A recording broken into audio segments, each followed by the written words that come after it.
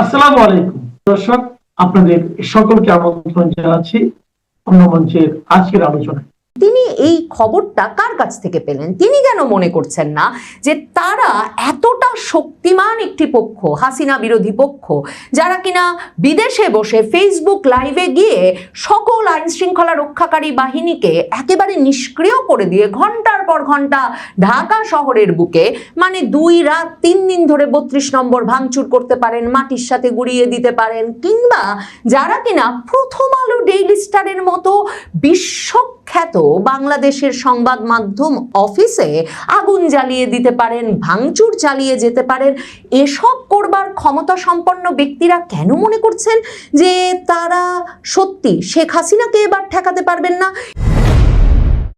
বাংলাদেশে শেখ হাসিনা বিরোধী, আওয়ামী লীগ বিরোধী রাজনৈতিক শক্তির অত্যন্ত প্রভাবশালী 2 চরিত্র পিনাকি ভট্টাচার্য এবং ইলিয়াস হোসাইন, তারা দুজনেই হঠাৎ করে 2 দিনের ব্যবধানে রীতিমতো ফেসবুকে লিখে ঘোষণা দিয়েছেন যে শেখ হাসিনা বাংলাদেশে ফিরবেনি।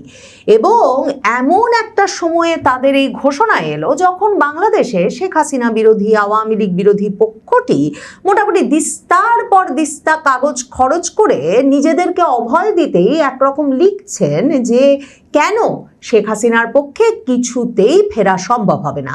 কিন্তু ইলিয়াস হোসাইন, পিনাকি ভট্টাচার্য কারা? এরা সেই ব্যক্তি যাদেরকে 2024-এর 5ই আগস্টের পর বাংলাদেশের রাজনৈতিক পরিস্থিতির একটা নিয়ন্তা শক্তি বা নিয়ন্ত্রক শক্তি হিসেবে মনে হওয়া শুরু হলো। মানে তারা ফেসবুকে, ইউটিউবে যেই স্ট্যাটাস দেন, যা বলেন, সে অনুযায়ী যে ইউনূস সরকার কাজ করেন বা তারা একটা বিরাট অংশের জনগোষ্ঠীকে রীতিমতো উদ্বুদ্ধ করতে পারেন এবং তাদেরকে দিয়ে কাজ আদায় করে নিতে পারেন, এগুলোর সব প্রমাণ মিলতে শুরু করে 2024-এর আগস্টের পর। মানে পিনাকি ভট্টাচার্য, ইলিয়াস হোসেন তো ভীষণ সক্রিয় ছিলেনই শেখ হাসিনা বিরোধী আন্দোলনে গত কয়েক বছর ধরেই, কিন্তু এই যে তাদের বাংলাদেশে বিরাট জনগোষ্ঠী আছে এবং বাংলাদেশের সরকার, আইন শৃঙ্খলা রক্ষাকারী বাহিনী, গোয়েন্দা সংস্থাগুলোকেও মোটামুটি তারা তাদের আঙুলের ইশারায় কিংবা ফেসবুক স্ট্যাটাসের ইশারায় অথবা ইউটিউবের আহ্বানের মাধ্যমে একরকমের পরিচালনা করতে পারেন, সেটা 2024-এর আগস্টের পর থেকে ক্রমাগতভাবে পরিষ্কার হলো। পিনাকি ভট্টাচার্য এবং ইলিয়াস হোসেন এবং তাদের আরেক সঙ্গী কনক সারোয়ার, তারা মিলে ফেসবুক লাইভে বসেই কিন্তু প্রথম 2025-এর 5ই ফেব্রুয়ারি বঙ্গবন্ধুর বাড়ি 32 নম্বরে বুলডোজার পাঠানোর ঘোষণা দিলেন এবং ঘন্টার পর ঘন্টা ফেসবুক লাইভে থেকে এরাই বঙ্গবন্ধুর বাড়ির দিকে বুলডোজার রওনা হচ্ছে কিনা, কতক্ষণ আর ভাঙতে লাগবে এবং ভাঙতে যাওয়ার জন্যে যে বিরাট জনগোষ্ঠীকে উদ্বুদ্ধ করে 32 নম্বর পর্যন্ত পাঠানো, সেই পুরো কাজটা তারা বসে সমন্বয় করতে থাকলেন। এখন বিএনপি নেতা ইশরাক হোসেন, সাদেক হোসেন খোকার ছেলে, তিনি বলেন বটে যে তিনি বুলডোজার দিয়েছেন এবং মানে নানা জনে স্লোগান দিয়েছেন বটে যে 32 নম্বর দখল নিলাম, ভাইয়া তোমায় কথা দিলাম, ছাত্রদল যুবদলের নেতারা। কিন্তু মূলত ওই আহ্বান, সমন্বয়, পরিচালনা সব প্যারিসে বসে পিনাকি ভট্টাচার্য, নিউ ইয়র্ক বসে ইলিয়াস হোসাইন এবং তাদের আরেক সঙ্গী কনক সারোয়ার করেছেন ফেসবুক লাইভে থেকে।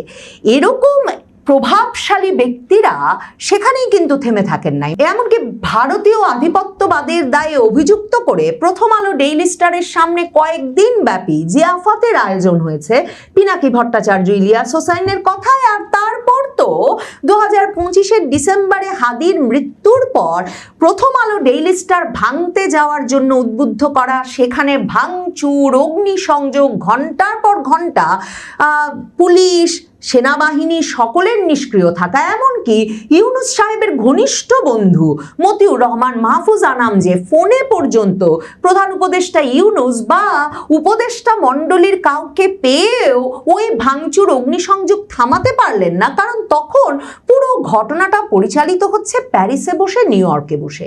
এহেন পিনাকি ভট্টাচার্য, ইলিয়াস হোসাইন হঠাৎ করে এখন কেন বলছেন শেখ হাসিনা ফিরবেনি? ইলিয়াস হোসাইন প্রথম 19শে জুলাই স্ট্যাটাসটা দিলেন এবং দেওয়ার পরে অনেকেই বিস্ময় প্রকাশ করে লিখছেন যে কি ব্যাপার, ইলিয়াসের কণ্ঠে এ সুর কেন। তিনি লিখলেন, হাসিনা ডিসেম্বরে দেশে আসছে শোনার পর আমরা অনেকেই হাসাহাসি করেছি, তবে শেখ হাসিনা দেশে আসছে মোটামুটি শিওর ধরে রাখেন। মানে ইলিয়াস হোসাইনকে এই তথ্যটা, মানে তিনি যেভাবে একরকমের ভবিষ্যৎবাণী করলেন তার কোনো বিশ্লেষণ ছাড়াই, তাতে মনে হলো যে তার কাছে একটা সুনিশ্চিত তথ্য পৌঁছে গেছে। ইলিয়াস হোসাইন পিনাকি ভট্টাচার্যদের কাছে আসলে নানাভাবেই নানা রকম তথ্য পৌঁছে যায়, এমনকি তারা কে কোন সংস্থার হয়ে কাজ করছেন সেটা নিয়ে হাসিনা বিরোধী শক্তির মধ্যে নিয়মিতভাবে তাদের ফেসবুকে স্ট্যাটাস পাল্টা স্ট্যাটাস দিয়ে নানা রকম বাকযুদ্ধ চলে। এবং সেসব জায়গায় এই যে ইলিয়াস হোসাইন হঠাৎ করে এমন একটা অবস্থান নিয়ে এ কথা বললেন যে শেখ হাসিনা দেশে আসছে মোটামুটি শিওর ধরে রাখেন, এই ভবিষ্যৎবাণীটা তিনি করলেন, তিনি এই খবরটা কার কাছ থেকে পেলেন? তিনি কেন মনে করছেন না যে তারা এতটা শক্তিমান একটি পক্ষ, হাসিনা বিরোধী পক্ষ, যারা কিনা বিদেশে বসে ফেসবুক লাইভে গিয়ে সকল আইন শৃঙ্খলা রক্ষাকারী বাহিনীকে একেবারে নিষ্ক্রিয় করে দিয়ে ঘন্টার পর ঘন্টা ঢাকা শহরের বুকে, মানে 2 রাত 3 দিন ধরে 32 নম্বর ভাঙচুর করতে পারেন, মাটির সাথে গুড়িয়ে দিতে পারেন, কিংবা যারা কিনা প্রথম আলো, ডেইলি স্টারের মতো বিশ্বখ্যাত বাংলাদেশের সংবাদ মাধ্যম অফিসে আগুন জ্বালিয়ে দিতে পারেন, ভাঙচুর চালিয়ে যেতে পারেন, এসব করবার ক্ষমতা সম্পন্ন ব্যক্তিরা কেন মনে করছেন যে তারা সত্যি শেখ হাসিনাকে এবার ঠেকাতে পারবেন না এবং শেখ হাসিনা দেশে ফিরলে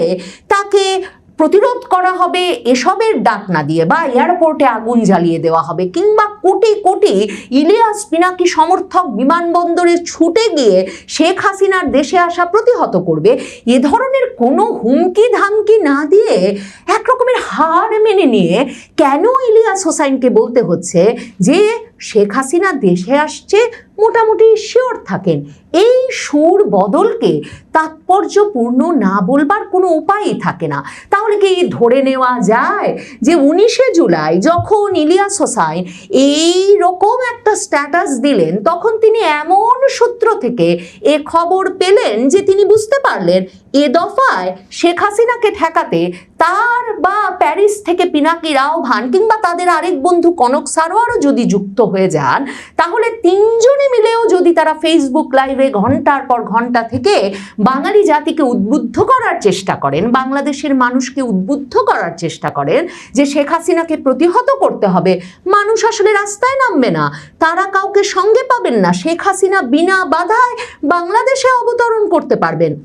এই ইলিয়াস হোসাইন শেখ হাসিনার আমল থেকে ব্যাপকভাবে সেনাবাহিনীর ভেতরে যে শেখ হাসিনার প্রতি বিক্ষুব্ধ পক্ষ, যাদের নানা কারণে কখনো জঙ্গিবাদের সঙ্গে জড়িত থাকার অভিযোগে, কখনো স্ত্রীকে নির্যাতনের অভিযোগে, কিংবা আরো নানা রকম অভিযোগে, এবং সেসব অভিযোগ সেনা বাহিনীর ভেতরে প্রমাণিত হওয়ার পর যাদের কারো চাকরি গেছে, কেউ বরখাস্ত হয়েছেন, কেউ কেউ এমনকি জেলও খেটেছেন, এমন পক্ষটির সঙ্গে ইলিয়াস হোসাইনের ভীষণ একটা ঘনিষ্ঠ যোগাযোগ আছে। সেই পক্ষটি কিন্তু এখন সেনাবাহিনীর ভেতরেও ভীষণ শক্তিমান হয়ে উঠেছে। এমনকি প্রধানমন্ত্রী তারেক রহমান ক্ষমতায় আসার পরেই যে সম্প্রতি 3 বাহিনীতেই যেই পদোন্নতি, ভূতাপেক্ষা পদোন্নতি এবং নানা রকম ফ্যাসিলিটিস গুলো ফিরিয়ে দেওয়া হলো যেই অফিসারদের, তারা সকলেই কিন্তু এই ঘরানার এবং ইলিয়াস হোসাইনের সঙ্গে অত্যন্ত ঘনিষ্ঠ একটি পক্ষ। তাহলে সেনাবাহিনীর ভেতরে সে পক্ষটাও কে হার মেনে নিয়েছে?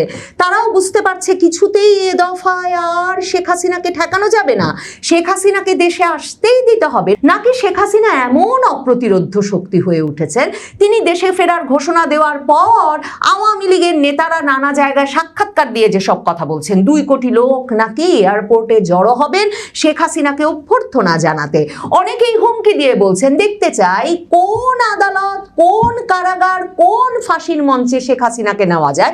যদিও শেখ হাসিনা কিন্তু রয়টার্সের সঙ্গে সাক্ষাৎকারেও বলেছেন যে তিনি আদালতে আত্মসমর্পণ করতেই যেতে চান এবং তার জন্য যাতে ফাঁসির মঞ্চ, কারাগার সব প্রস্তুত রাখা হয়। এখন কি তার মানে ইলিয়াস হোসাইনরা এবং তাদের শক্তি সমর্থন ভীষণভাবে জুগিয়ে আসছিলেন যেই পক্ষটা দেশের ভেতরে দেশের বাইরে, সেই পক্ষগুলো এখন নিশ্চিত যে শেখ হাসিনাকে ফিরতে দিতেই হবে, তারা ঘোষণা দিয়ে দিয়েছেন বলেই এক রকমের মানসিক প্রস্তুতি নিতেই বাংলাদেশের জনগণকে ইলিয়াস হোসাইন এমন একটা ঘোষণা দিলেন। এর চেয়েও ইন্টারেস্টিং হচ্ছে পিনাকি তখন আর পিছিয়ে থাকতে চাইলেন না। পিনাকি ভট্টাচার্য 19শে জুলাই ইলিয়াস হোসাইন এই ঘোষণা দেওয়ার পর 21শে জুলাই আজকেই একটা স্ট্যাটাস দিয়ে বললেন যে তিনি একটু ট্রাভেল করছিলেন, মানে হয়তো 19শে জুলাই তার কাছেও খবরটা পৌঁছেছে, কিন্তু তিনি একটু ট্রাভেল করছিলেন, তিনি অসলো ছিলেন, মাত্র প্যারিসে ফিরেছেন, কিন্তু এমন একটা এপিসোড তিনি ফিরতে ফিরতেই রেডি করেছেন যেখানে তিনি কথা বলে দিয়েছেন যে হাসিনা ডিসেম্বরে ফিরবে। পিনাকি ভট্টাচার্য লিখছে, আমার গাট ফিলিংস বলছে হাসিনা ডিসেম্বরে ফিরবে, তারপরে জেলে যাবে, ইন্ডিয়া থেকে দলবল নিয়েই ফিরবে, এটাই ইন্ডিয়া প্ল্যান করছে, এটা হাসিনা আর ইন্ডিয়া দুইজনের জন্যই ভালো হবে। ভাবতে পারেন পিনাকির ডাক কোথায়। পিনাকি ভট্টাচার্য সারা বাংলাদেশকে ফ্যাসিবাদ বিরোধী শক্তিকে ঐক্যবদ্ধ হওয়ার ডাক দিচ্ছেন না কেন? ডাক দিলেই তো বিমানবন্দরে এমন লাগাতার প্রতিরোধ গড়ে তোলা যায় যে এই প্রতিরোধে শেখ হাসিনা ডিসেম্বরে ফিরতে পারবেন না। ইলিয়াস হোসাইন পিনাকিরা হার স্বীকার করে নিয়ে কেন শুধুমাত্র এই তথ্যটুকু জানিয়ে দিচ্ছেন যে হাসিনা ডিসেম্বরেই ফিরবে, সেটা নাকি ইন্ডিয়া এবং হাসিনা মিলে প্ল্যান করছে এবং পিনাকির গাট ফিলিংস সেটা বলছে। কিন্তু শেখ হাসিনা তো নিজেই রয়টার্সের সঙ্গে সাক্ষাৎকারে বলেছেন যে সরকার বারবার ভারতের কাছে শেখ হাসিনাকে ফেরত চাইছে, শেখ হাসিনা এবার নিজেই যেতে চান যাতে সরকার যে তাকে ফেরত চাইছে এই ফেরত আর চাইতে না হয়, তিনি নিজেই গিয়ে আদালতে আত্মসমর্পণ করতে পারেন। তো আদালতে আত্মসমর্পণ করলে শেখ হাসিনা মৃত্যুদণ্ডপ্রাপ্ত আসামি, শেখ হাসিনা তো নিজেও জানেন যে তিনি জেলে যাবেন। শেখ হাসিনা ইন্ডিয়া থেকে দলবল নিয়েও ফিরবেন, মানে যেসব বিষয় নিয়ে সবচেয়ে বেশি হাসাহাসি হচ্ছে বাংলাদেশের প্রথম আলোর কলামিস্ট মহল এবং বিশ্লেষক মহলে, যে শেখ হাসিনা বলবেন আর তার নেতারা কি তার সঙ্গে সঙ্গে ফিরে যাবেন।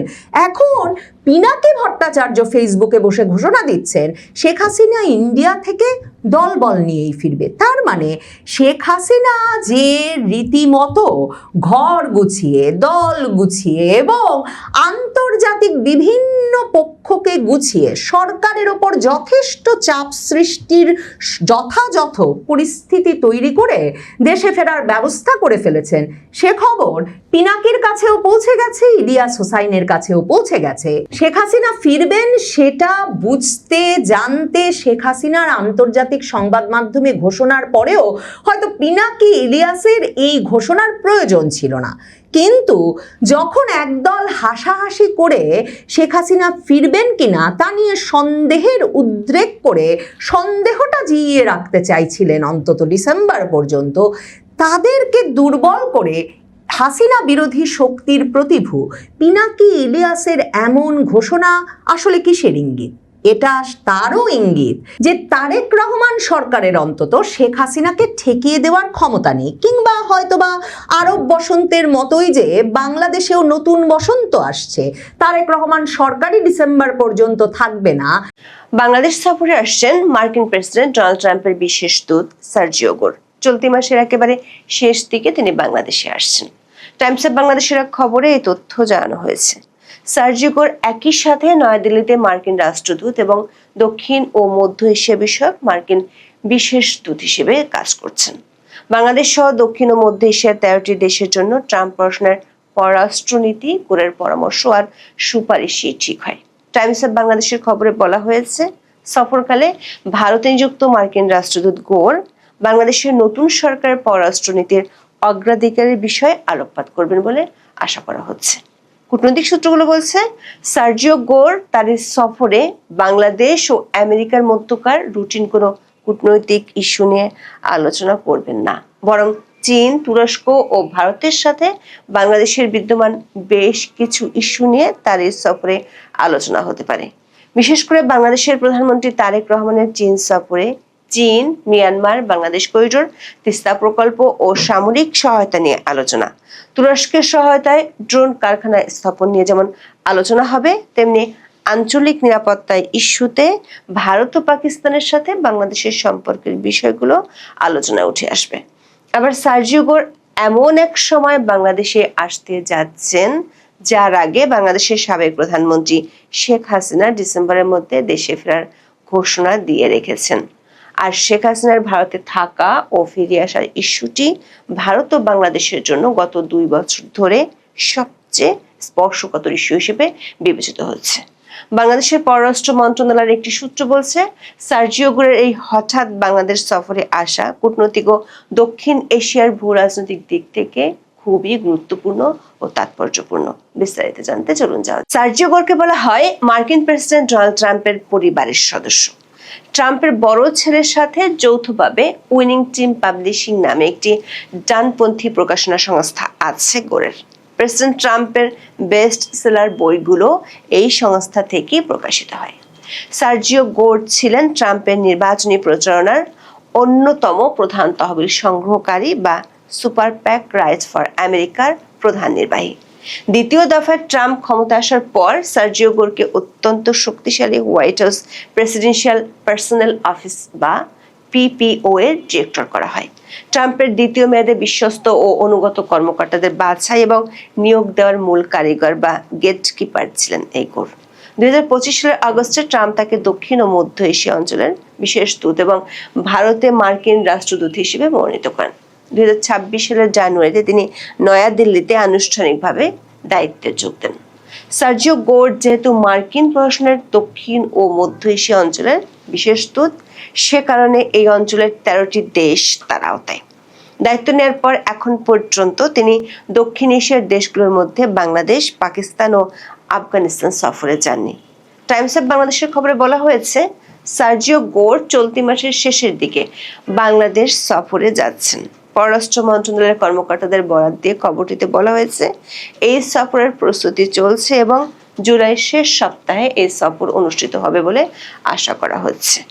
মন্ত্রণালয়ের একজন ঊর্ধ্বতন কর্মকর্তা টাইমস অফ বাংলাদেশকে জানিয়েছেন, বাংলাদেশের পররাষ্ট্রমন্ত্রী খলিলুর রহমানের 28শে জুলাই ঢাকায় ফিরে আসার কথা রয়েছে এবং সার্জিও গোরের কর্মসূচি তার সময়সূচির সাথে সমন্বয় করা হচ্ছে।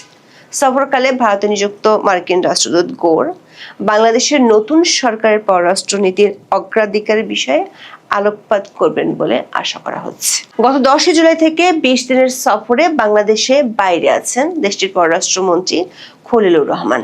জাতিসংঘ সাধারণ পরিষদের 81তম অধিবেশনের সভাপতির দায়িত্ব পালনের প্রস্তুতির কাজে তিনি যুক্তরাষ্ট্রের নিউ ইয়র্কে গিয়েছেন। সেখান থেকে তিনি ফিলিপাইনে, এরপর তার মালদ্বীপ সফরে যাওয়ার কথা রয়েছে। কূটনৈতিক একাধিক সূত্র বলছে, এমন একটি সময়ে সার্জিও গোর হঠাৎ করে বাংলাদেশ সফরে যাচ্ছেন যেটি এই সফরের তাৎপর্যকে বাড়িয়ে দিয়েছে। বর্তমান সময়ের আলোকে কূটনৈতিক সূত্রগুলো এক্ষেত্রে দুটো বিষয়কে তুলে ধরছেন। প্রথমত, বাংলাদেশের প্রধানমন্ত্রী তারেক রহমান তার প্রথম বিদেশ সফর করেছেন মালয়েশিয়া ও চীনে। তারেক রহমানের চীন সফরে প্রেসিডেন্ট শি জিনপিং চীন, মিয়ানমার ও বাংলাদেশের মধ্যে অর্থনৈতিক করিডোরের প্রস্তাব দিয়েছেন। আবার বাংলাদেশের পক্ষ থেকে ঢাকা ও বেইজিং মংলা বন্দরের আধুনিকায়ন, তিস্তা নদী প্রকল্প, প্রতিরক্ষা সহযোগিতা এবং চট্টগ্রামে চীনের অর্থনৈতিক ও শিল্পাঞ্চলের উন্নয়ন সহ বেশ কয়েকটি কৌশলগত খাতে সহযোগিতার কথা বলা হয়েছে। কিন্তু ট্রাম্প প্রশাসন ক্ষমতায় আসার পর থেকে প্রকাশ্যে বাংলাদেশের সাথে চীন সম্পর্কের, বিশেষ করে সামরিক খাতের সম্পর্কের বিষয়ে সতর্ক করছে। বিশেষ করে চীনের পক্ষ থেকে যে অর্থনৈতিক করিডোরের কথা বলা হচ্ছে সেটি নিয়ে মার্কিন প্রশাসনের উদ্বেগ আছে। আবার সম্প্রতি তুরস্কের পররাষ্ট্রমন্ত্রী হাকান ফিদান ঢাকা সফর করেছেন। সম্প্রতি বাংলাদেশের জাতীয় সংসদে প্রধানমন্ত্রী তারেক রহমান জানিয়েছিলেন, তুরস্কের সহায়তায় বগুড়ায় সামরিক ড্রোন কারখানা স্থাপন করা হবে। যদিও মোহাম্মদ ইউনূসের আমলে একই স্থানে ড্রোন কারখানা স্থাপনের জন্য মার্কিন কালো তালিকাভুক্ত চীনা একটি প্রতিষ্ঠানের সাথে চুক্তি হয়েছিল। আবার বাংলাদেশের পররাষ্ট্রমন্ত্রী খলিলুর রহমান কিছুদিন আগে রাশিয়া সফরে গিয়েছিলেন। দ্বিপক্ষীয় ও আঞ্চলিক ইস্যু নিয়ে রাশিয়ার পররাষ্ট্রমন্ত্রী সার্গেই ল্যাভরভ এবং অন্যান্য ঊর্ধ্বতন কর্মকর্তাদের সঙ্গে তার বৈঠক হয়েছে। টাইমস অফ বাংলাদেশের খবরে বলা হয়েছে, বিশেষ দূত সাধারণত নিয়মিত দ্বিপক্ষীয় আলোচনার জন্য কোনো দেশ সফরে যান না। তার পরিবর্তে সুনির্দিষ্ট কৌশলগত উদ্দেশ্য নিয়ে তিনি আসবেন। সেক্ষেত্রে সার্জিও গোরের প্রাথমিক লক্ষ্য হবে ঢাকার ক্রমবর্ধমান পররাষ্ট্রনীতির দৃষ্টিভঙ্গি সম্পর্কে পরিষ্কার ধারণা অর্জন করা। আর তিনি যেহেতু ট্রাম্পের খুব ঘনিষ্ঠ, তাই ট্রাম্প ও তার প্রশাসনের বিশেষ বার্তা নিয়ে বাংলাদেশ সফরে যাবেন। এই প্রেক্ষাপটে কূটনীতিকরা মনে করেন, ক্রমবর্ধমান জটিল আঞ্চলিক ও বৈশ্বিক ভূরাজনৈতিক প্রেক্ষাপটে বাংলাদেশের নতুন সরকারের মনোভাব সম্পর্কে পরিষ্কার ধারণা পেতে এবং ওয়াশিংটনের বার্তা পৌঁছে দিতে ট্রাম্পের বিশেষ দূতের এই সফর। নাম প্রকাশে অনিচ্ছুক একজন কূটনৈতিক বিশ্লেষকের বরাত দিয়ে টাইমস অফ বাংলাদেশ বলছে, বিশেষ দূতকে সুনির্দিষ্ট মিশন দিয়ে পাঠানো হয়। নিয়মিত দ্বিপক্ষীয় ইস্যুগুলো আলোচনার জন্য বাংলাদেশে মার্কিন রাষ্ট্রদূত ব্রেন্ট ক্রিস্টেনসেন আছেন এবং মার্কিন রাষ্ট্রদূত নিয়মিতই বিষয়গুলো নিয়ে সরকারের শীর্ষ মহলে আলোচনা করছেন। সেজন্য সার্জিও গোরের এই সফরে আলোচনায় বৈশ্বিক ও আঞ্চলিক শক্তিগুলোর সঙ্গে বাংলাদেশের সম্পর্ক নিয়ে বেশি প্রাধান্য পাবে। কূটনৈতিক সূত্রগুলো বলছে, ট্রাম্পের বিশেষ দূতের এই সফরে আরেকটি গুরুত্বপূর্ণ ইস্যু হবে ভারতের সাথে বাংলাদেশের সম্পর্ক। বাংলাদেশে ভারতের নতুন রাষ্ট্রদূত দীনেশ ত্রিবেদী দায়িত্ব নেওয়ার পর সার্জিও গোর নিজের এক্স হ্যান্ডেলে শুভেচ্ছা জানিয়েছিলেন। কূটনৈতিক বিশেষজ্ঞরা বলছেন, আরেকটি দেশের কূটনৈতিক দায়িত্ব নেওয়ার অন্য দেশের রাষ্ট্রদূতকে আনুষ্ঠানিকভাবে শুভেচ্ছা জানাতে দেখা যায় না। 24-এর 5 আগস্টের পর থেকে ভারতের সাথে বাংলাদেশের সম্পর্কে সবচেয়ে খারাপ অবস্থার মধ্যে দিয়ে যাচ্ছিল। বিএনপি সরকার আসার পর সে সম্পর্কে উন্নতির কথা শোনা গেলেও এখনো যে খুব বেশি উন্নত হয়েছে এমনটা অনেকেই মনে করেন না।